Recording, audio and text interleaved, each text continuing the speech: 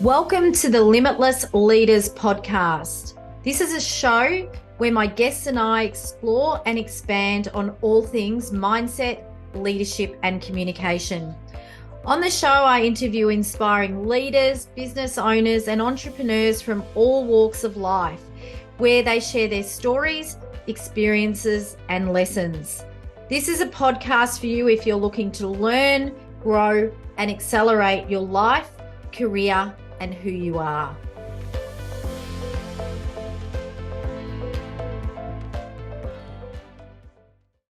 Hi, and welcome to the Limitless Leaders podcast. From wherever you're chiming in from around the world, be super excited for today's episode.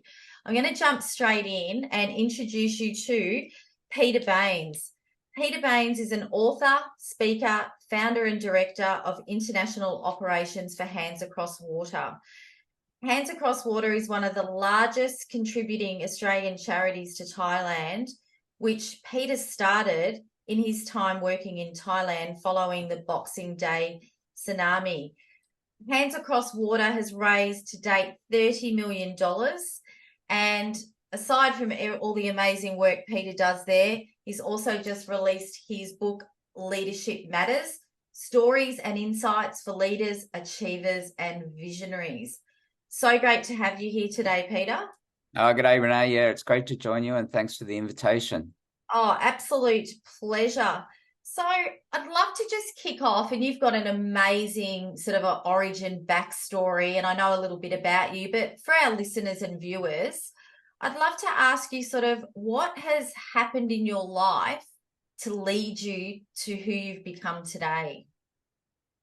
Well, that's a big question. I think it's probably everything that's good, bad, ugly, and indifferent leads us to where we are. But from a chronological, point of view, grew up in the western suburbs of Sydney and joined the police at a pretty young age. It wasn't a childhood ambition or anything. I went to uni straight after school and very quickly thought, what am I doing here? Had no clear path or desire or direction, and left uni very quickly and as I say, joined the police and worked in uniform in general duties for 4.5 years through the areas of Western Sydney and Cabramatta back in the 80s, which for those that don't know, had the highest crime rate or highest murder rate in Australia at the time. There was warring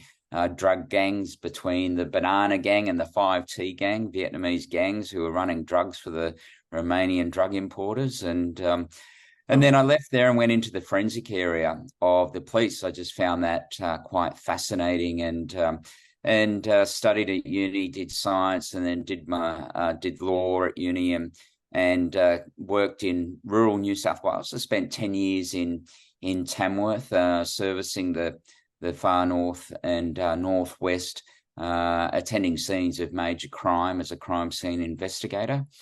And I guess things really changed, Renee, with I came back to Sydney as a detective inspector at the age of 35, which was pretty young, and that was at the beginning of 2002, and then 2002 I'd end up working in Bali after the bombings as part of the Australian team deployed to identify those who died. And then I'd work in Thailand after the tsunami, and it would go on from there. And I'd have a number of international deployments. I'd work in Japan, Saudi Arabia.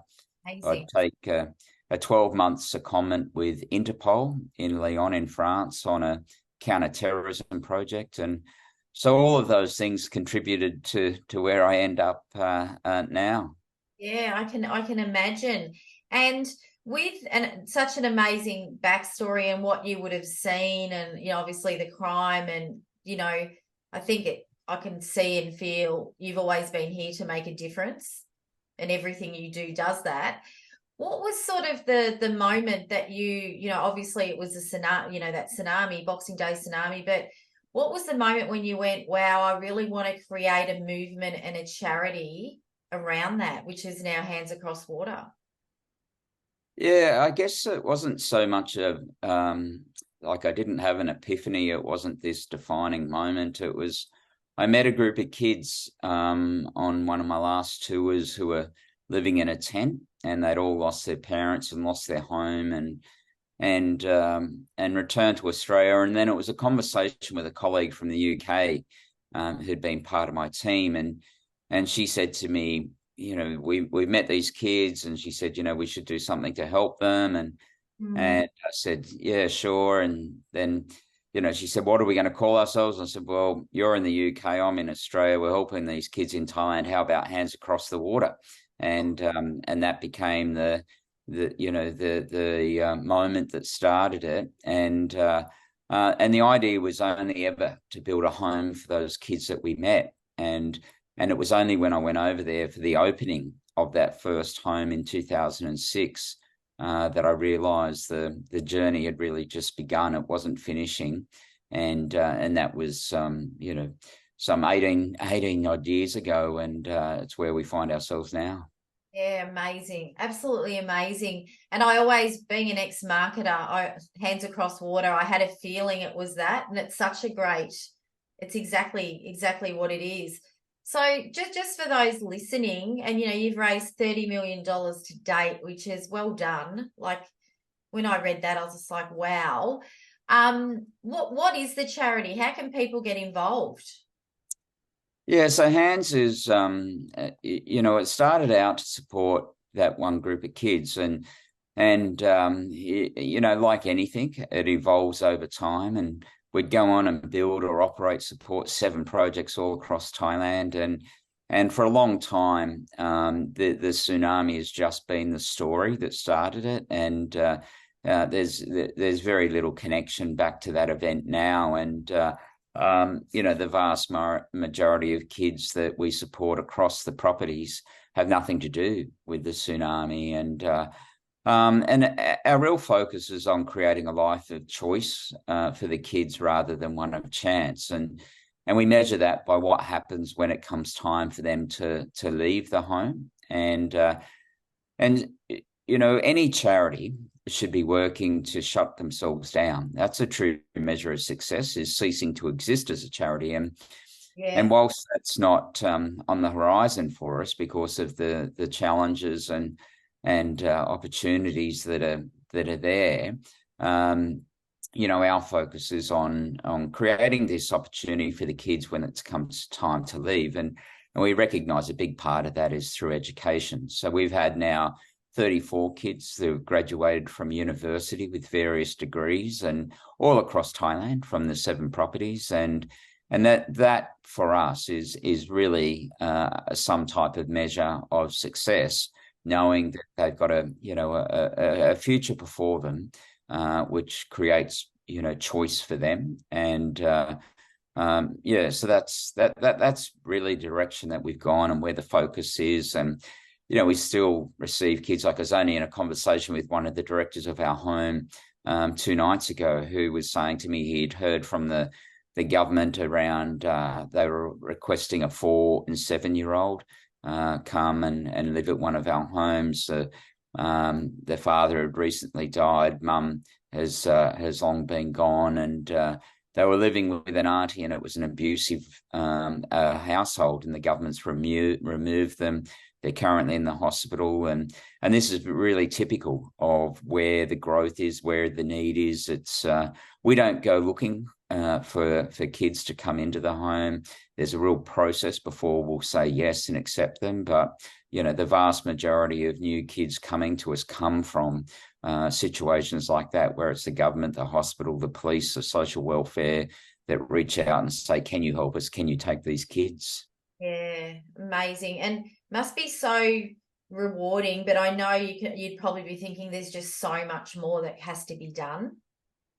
Oh, absolutely. Like, there's the opportunities are endless, and I think it's really important in whatever we do that we have clarity, and that we don't get sucked into mission drift because there's another opportunity to do something else and support someone else. And And I think, for many years, and I've received requests and invitations from different charities, different people in different countries to support them, and to go into Indonesia or different parts of Southeast Asia, and through India and Sri Lanka, and I think you have to consider what growth means, and where can you bring about the best change. And for us, we know that there's lots more that we can do within the areas we operate, rather than just growing so that we can say that we're now in however many countries. Because if we did, it would certainly dilute the effectiveness of our operations and the level of support, because it doesn't mean that when you expand that your income matches growth. And that's certainly something I've seen over the last 20 years, is that we'll receive support from different corporates or different organizations who say, we want you to build something that is representative of their contribution, but it might be a one-off donation, and any asset acquisition or infrastructure build comes with operational costs, new staff costs, and so growth always increases operating costs. Yeah, it's all relative. It's and I love that. Give them, a choice versus chance. I think that's such a good sort of mindset. One of the quotes that you said was, we can't change what's happened, but we can change what happens next. This really resonated with me, because the gift mindset is all about unwrapping the gifts in challenging people and situations, and positive people and situations, and learning what that lesson is to use to progress yourself and others forward. That's sort of part of my mission with the gift mindset in and out of the workplace. So I'd love to, on that, ask you, I'm sure there's been so many, Peter, but what's been a gift? What's been something you've been faced with that's been quite challenging that has ended up having a silver lining for you? Oh, I think from the whole starting of Hands, when I started Hands, I was in a desperately low personal position in my own life. I just separated from my wife. I was financially, emotionally, and physically, broken. I was at the lowest point of my life. It was at the end of all of my tours of Thailand, but that was when I started Hands, and it was probably at the least point in time that made sense to start a charity to support kids in Thailand. But that very act of starting the charity brought about immeasurable change and gifts and benefits to myself, and I think it's something that the community that we've built in Australia through our supporters and so forth, that we see that those who come and thinking that Hands is about something, thinking that they're doing something for someone else, and then when they give without expectation and they give of themselves, I think there's a Seth Godin quote that says, the challenge of our time is to find a journey worthy of our heart and our soul. And I think this is the real gift that comes from Hands, is that for those who it's appropriate, it is that a journey, and it is that gift of something that is so meaningful for their heart and soul, and I see that. We run these long distance bike rides in Thailand, and I wanted to ask you about those. Yeah, look, we've been running them since 2009, and and we've just had growth year on year up until COVID, of course, and lost a few years, but we're back running them now. We've got, in 2024, we'll run 4 bike rides. Wow. We've got our Leaders in Motion bike ride for those that might be interested in March, which is a 5-day ride, and people come, and it's a funny thing, Renee. Most of the riders in Thailand, Peter? In Thailand, and most of the riders are not bike riders who come and join us, and but they're coming for this journey, for this experience, this shared experience, and we've had so many riders. Like, we have a retention rate of 73%. that Wow. come back and ride again. And we got more riders who have ridden, 5 times or more than Mhm. have ridden twice and not come back. And it just speaks to Profound. It it speaks. just speaks to that opportunity of of getting involved in something that's right for you, that Yeah, provides that meaningful return, is a real gift. it is. And if my health gets back on track, or when my health gets back on track, I will be looking to join you. I love Thailand and I love contributions. So what could be better? And I think you're right. I think people, we won't bring up, I just call it, PC, post COVID.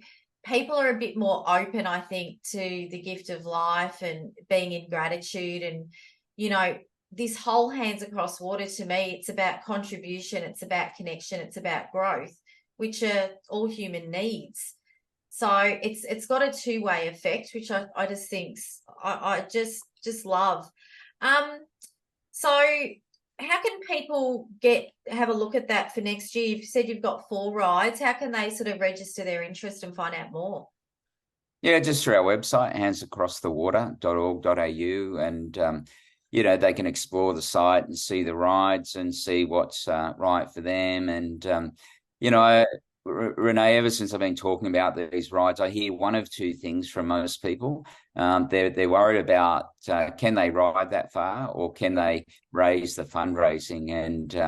And if people are worried about either or both, all they need to do is connect with me, and I'm happy to have a chat to them and share the experience and take away the real worry. And I've done 35 of these rides through Thailand, and led groups from a dozen up to 50 riders at a time, and have had this privilege of riding with so many people, and can share the journey of what people have done to overcome what they see as barriers. And one of the things that I think that really comes from the rides is people turn up with self-imposed limitations. Yeah, And sometimes people turn up with limitations imposed by others, people telling them what they can do, what they're capable of, people arriving with their so-called supporter base having told them they'll never be able to finish, they'll never ride 100 kilometers in a day. And I personally believe that real growth comes on the edge of our limitations. And yeah, some of our greatest victories are when we're about to give up. yeah, And yeah, and I see this year on year with people who arrive, and there's this doubt and question within themselves around their ability, mm, and go back with so much, personal confidence and pride, and respect for themselves. And, being witness to and party to that journey is a beautiful thing that I get to experience. yeah. And and you're giving back and you're giving to yourself. And I think it's a life-changing thing. Pemba Chopra wrote a book, which I just love, and she talks about welcoming the unwelcome, which is one of my mantras, because Mm, whatever limitations you've got or think you've got, most of them aren't real. They're coming at you anyway. So mm, embrace that, learn from it. And it really feeds beautifully into leadership. I say everybody's a leader, because we're all leaders of self before leaders of others. mm. Well, what does leadership mean to you? I think a lot of it is around having courage, and accepting risk, and I think courage is just in putting your name to something, making decisions, and standing behind it. And I think true leadership is around that. It's around the presence of leaders. It's about supporting those in their endeavors, helping lift people up, and yeah, I think it's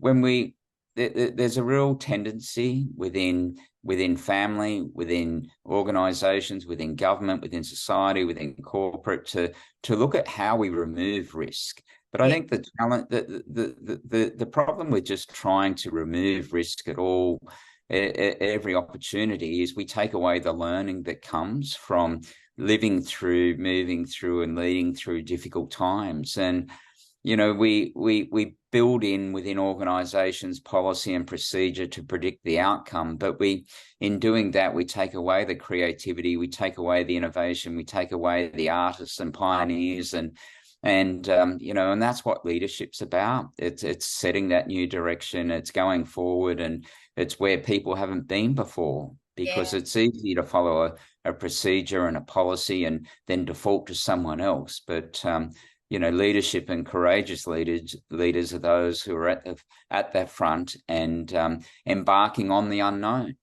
Yeah, you're spot on. I think you're right. There are so many, company cultures that have, it's sort of like almost they're risk averse. And my whole bit like you is make the mistakes, create a space where people are open to share and be supported to move beyond those mistakes, because the mistakes we make or the adversity we get through, we always get through it. Those lessons could be a survival guide for someone else. And I Yeah.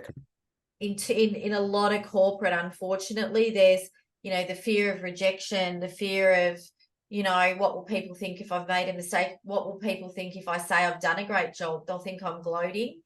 There's Yeah. too much of this attention out that isn't benefiting anyone there or the organization. So I love that you mentioned something on leaders being present. Mm. Something we obviously do. I do a lot of big workshop programs, but we have a lot of one-on-one as well. This is something that's come up more than ever, particularly this year, is just being present, being in the moment, and being the leader you need to be, dependent on the person and situation. What sort of tips would you have for, we get a lot of leaders that tune in to this podcast, to be present as a leader of self and others? Yeah, I think it's one of the things that we really underestimate is the significance of our presence as leaders. And, we can look at various crises and disaster situations that we've been through. And, you've mentioned the pandemic a few times. We, look at, I'm from New South Wales. And if we look at as an example, the 2019-2020 bushfires that seemed to consume the most of east coast of Australia. And at our time, we had the Premier Gladys Berejiklian, who just did an incredible job, and she wasn't there leading the response. She wasn't there making decisions around the, deployment of fire services and so forth, because that wasn't her role. But her role was to be present and communicate. And I think presence does two things. One, it demonstrates that you understand the challenges, and two, it says that you care. And the contrary, or the flip side of that is when you're absent, it says to the community, to those that you care about, those that you're seeking to lead, that you don't care. And I think the classic example of that was Scott Morrison, who was our Prime Minister at the time, who during this exactly the same fires, when Gladys stood up and was just such a respected and well-loved leader, because of her presence. We had Scott Morrison heading off to Hawaii, initially denying that he'd gone and was there. And then, when photos emerged of him, then, he then came to the south coast of New South Wales, trying to endear himself to the volunteers. And it was horrific, cringeworthy scenes of people not wanting to shake the Prime Minister's hand. And, there was no expectation from the community that he be on the end of a hose. And he made it very clear, didn't he? He said, it's not my job to hold a hose, but it's his job to be the leader. And as leaders, we don't have to have all the answers. We don't have to bring about change, but we need to care. And I think it's something that's been lost, is that, especially with remote working, is that we think, oh, well, we're on Zoom, or that we've connected for our 15-minute chat each day, or, we've got all of the information, we've got all of the data. But, the biggest thing we can do is be present. And because, as I said, it conveys those two things, that we care and we understand. Yeah. And people feel important when they feel you are present with them and you're listening. It comes back to, there's a recent study that's showing, I think it's 20% of executives feel they're profoundly listened to. Yeah, right. They're heard, but not listened to. And I think that whole piece around presence and care and being in the moment, I always say, we become human doings, not human beings. And we're on this treadmill. And I think the last few years, people thought, I'll get off it, but everyone's back on it. you know, and hybrid work's a big one, you know, like in Australia right now, I know most companies are at about a 3-day in, 2-day working remotely, but there's still a lot of disconnection. And I think the one-on-ones, being present, really understanding your team and understanding your peers, you know, it's connection. It's an innate human need, right? At the end Yeah, of correct. one of your chapters, I think it was chapter 10, find a journey that feeds your soul. I actually Mm, got goosebumps when I read that because mm, I believe do what lights you up. That's my mm, mantra. That'll be the day I'm going and leaving this world.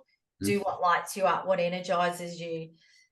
It sounds easy. How do people do that? I know that's a big question. Hope you've had a coffee this morning. Yeah, I think it's a part of it is I guess it's following where they're drawn to and saying yes to opportunities more than saying no. And setting up hands across the water for me was never, as I said, it wasn't an epiphany. It wasn't something I was searching for. It wasn't on my life plan to start a charity. It was never, part of this great design of life. And like I'd invested and was tracking incredibly well in my professional career within the police. I'd worked in a number of international deployments, and all the study I'd done through university was shaping the upwards direction of my career. And then this thing came along, and it was what provided that food for my soul. And I think it's No, don't you know? yeah, I think it's just something that you need to be open and explore those opportunities and pursue them. And I talk about it in when I do my keynote presentations, and I ask the question, and I say, when was the last time that you did something that was truly for you? Not for your husband, not for your wife, not for your partner, not for your kids. And I suggest to people that whatever it might be, if it's learning to play a musical instrument, if it's trekking through Nepal, if it's heading to Paris, Yeah, one of the things that we think is that the time we'll wait until the time is right. And if we learn anything through the pandemic, well, that time might not come. yeah, And I think it's we might have to be out there and experience a lot of things before we feel drawn to it. But I think and this is one of the things I really talk about in the book, is that, that journey needs to be for you. It's yeah, not because your partner's decided that they want to take on whitewater rafting. Therefore, as a good partner, you should adopt whitewater rafting. If you want to do life drawing, if you want to do, whatever it is, it's yeah. got to be for you. And I think it's and I talk about within the book where you know that you find this place when you just feel so connected and congruent. And in flow. I just love that. And I think I love what you said about, and I'm a big believer in that, it's got to be for you. I Mm, recently, Peter, I love what I do for work so much that, for years it's blurred into my personal life. One of my big passions is cooking. So Italian French background, learnt to cook Sri Lankan through a community I was around growing up.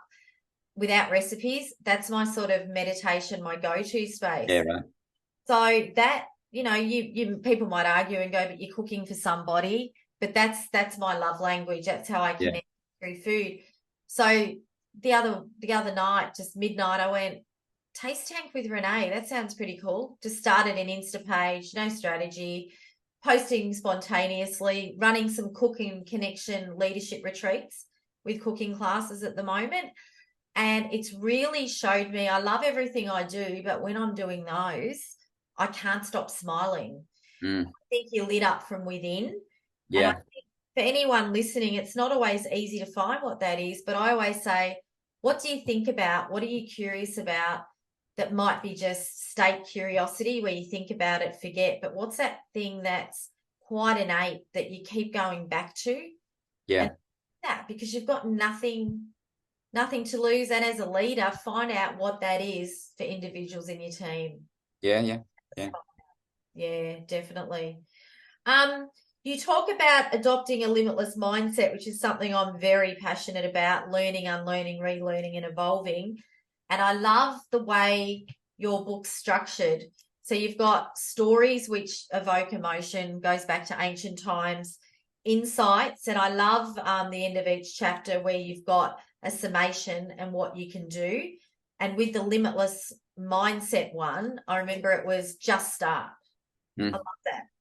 Yeah. It was writing the book was a lot of fun. It's the third book I've written, and I had a couple of contract offers to write it, and once I'd settled on who I was going to publish with, sign the contract, the deadline's there, and time quickly gets away. And it was actually January of this year of 2023 where I had the book, the manuscript was due, and I'd probably written about 20,000 words, and I only had a couple of weeks to go, and I was writing towards 70,000, and I went across to Krabi after one of our went across to Koh Samui in Thailand after one of our bike rides, and over 2.5 days I wrote 25,000 words, and it just really flowed, and it was just enjoyable, and gave me reason to pause and reflect on some of the people, those leaders, achievers, and visionaries that I talk about in the book, and in particular, there's the stories of Mayfield and Kunrachana and people that are, for the vast majority of people I'll never hear of, they'll never meet, they'll never know these people exist, but such wisdom and insight and that came from them, and so it was a whole lot of fun, and and I think that just start, as you'd know, through the book, like there's different observations and learnings that come out of each chapter, and for that last one that you just referred to, it's just in a couple of words, and I think said it all. It's sometimes that we get so caught up in the process of what needs to happen before we can start, and real clarity comes with action. The more we do, the clearer we'll become. And, and I've seen that play out so many times. I've seen it, when we turned up into Thailand, and there was standing in a temple, and there was 3,500 decomposing bodies. If you wait until you've got all of the answers, you miss opportunities. It's the same in the commercial market space. If we've got a good idea, if we wait and if we take too long, someone else will beat us to it. And and starting hands, as I've already said, when I started it was probably the least sensible time in my life to do something like that. And I had no knowledge. I was so naive about the process of charity, of setting it up, the structure of what I was going to do. But you get to a point where there is form, there is structure, and sometimes you've just got to start and learn as you go. Yeah, I love it. And I think when you start to, you sort of guess and testing and working out, do I pursue it or don't I? I say the more we sit on things and don't action them, it's not a real word, but we awfulize them. So we actually find things that can go wrong. Yeah. I'm a bit of a doer. Think of something, initiate it, make it happen, which you've done, which is just amazing. I'd love to just ask you on that, like we might have to have a part 2, I think. But I'd love to ask you, for those listening right now, and they're leaders of self or leaders of others, what are three just really top line tips or strategies they could take away to have more impact, fulfillment, and purpose as a leader? I think the first thing is to, the thing with leadership is it's about helping others do their job. And when we look at, and I think that's the separation between practitioner or technical person through to manager, is that you're still in the doing. And I think the true leaders are there to support others. And so I think that asking that most important question a leader can ask is, how can I help? Yeah. And micromanagers are there when they're uncomfortable with letting go, and it's more about the fear of stepping into true leadership as opposed to that letting go. So I think that's the most important thing, is recognizing the separation between the two, and that your role very much changes, and it's about supporting others. I think we've touched on a few things. I think the other thing is that importance of presence, of being there, of demonstrating that you care and you understand. And I think the other thing is about that clarity of purpose that flows into self-care, is that we need to look after ourselves. We need to invest in ourselves. We need to take time for ourselves, and leaders, by doing that, then set an example in creating good cultures within organizations that we deliver the best when we're at our best. Yeah. And I think they're really important things to set that example, to be home. If you've got a family, it's home with the kids, either for breakfast or dinner, if you can't be there for both. And it's including a healthy lifestyle, it's exercise and those type of things, and setting that example to everyone else, because we can, as I say, we can only be our best when we're at our best. Right, that's right. So ask for help, be present, and have clarity of purpose. And I think I always say your vision is your boss, and really tap into that. That's beautiful. Peter, I've been doing quite a bit of a few keynotes on, I've called it Who's Looking After the Leader. And I actually go into spiritual, physical, social, emotional, and mental energy, and how you can bring those up to be limitless. And I think that's such a crucial thing at the moment. We want to give the world the best of us, not what's left of us. So we've all been there. So I think it's something we need to lead and role model. Before we finish up, I've got some quick trivia. Favorite word? What's your favorite word? No, I don't know that I've got one. Humility. Yeah, beautiful. Love that. What sound or noise do you love? The sound of birds. I do ultra marathons and run through the bush, and we'll spend hours training up in our farm, running through the national parks, and I just love the sound of the bush and the birds, and it's something that's very, very grounding and very peaceful. It is beautiful. This one, I had a little chuckle. If you had one last meal, what would it be? Did I answer that? You had exactly what I would put. What did I put? Suppressor and anchovy pizza. Oh, there you go. Yeah, absolutely. Yeah. Well, that's Friday night on our farm. We're too far from any shops, or takeaway doesn't exist, and we have our own wood-fired pizza oven, and that's Friday night on the farm is homemade suppressor and anchovy pizza with a very nice de Beau Repairs Pinot Noir. So yeah, there you go. Yeah, I'm that person. If someone says no anchovies on mine, I go put them on mine. Yeah, I'll have the extras and some more. Love them. What profession other than your own would you like to attempt? Well, that's something that I guess came late, and while it'll never be a profession, it's something I love doing, is flying helicopters. And I learned to fly. Started flying in 2018, and hold my private license, and I think it would be to be, and it'll never be something I pursue now, but to be paid to people, there's that saying, get find something you love and get paid to do it, and you'll never work a day. And flying helicopters and for a living, it'd be something. If I had time again, it'd be the direction I'd go. Amazing. Look, I've absolutely loved having you on the show today, and so many insights and so much we could talk about. So people can get your book at, where's the book? So either through Booktopia, Amazon, or through my website, peterbaines.com.au, and they can grab it from one of those. Amazing. And does that lead them to your program, your keynotes, Hands Across? Yeah, through my website. Yep. Perfect.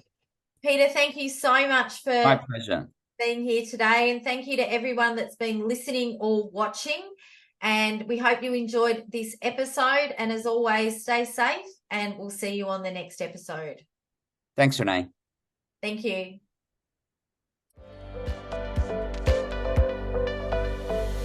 Thank you for listening to the Limitless Leaders podcast. So you don't miss an episode, make sure you follow the show in your favorite podcast app.